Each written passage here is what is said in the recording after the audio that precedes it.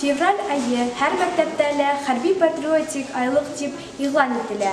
23 февраль алдыннан очрашулар үтә. Бүген безнең иҗади төркемгә лә ошондай матур сарала катнашу бәхете тиде. Хәрби патриотик айлык секторында авыл ветерандар советы Иске Чебай мәктәбе укучылары менән бик фәһемле очрашу үткәрде. Очрашуга Афган һәм Чечен сугышындагы ветерандар сакырылгайны. Бүгенге сара турында нимә әйтеп киткең килә? Бүген безгә мәктәпкә Афганистан һәм Чечен сугышында катнашкан ветерандар килделәр. Без улар менән очрашу үткәрергә булдык. Ни өчен был сара кирәк? Бигрәк тә был сара малайларга кирәк, чөнки улар солдаттар булалар һәм улар көчле булырга тиештер.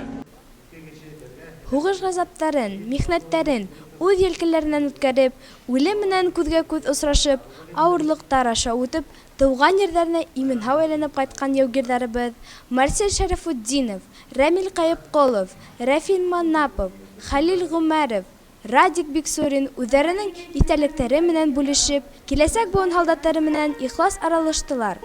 Сара концерт номерлары менән аралашып барды.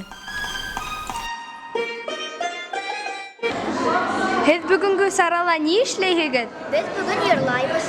Нидә йырлайһыгыз? Ердән солдат атлай йырлайбыз. Ошондай байрамдар кирәкме?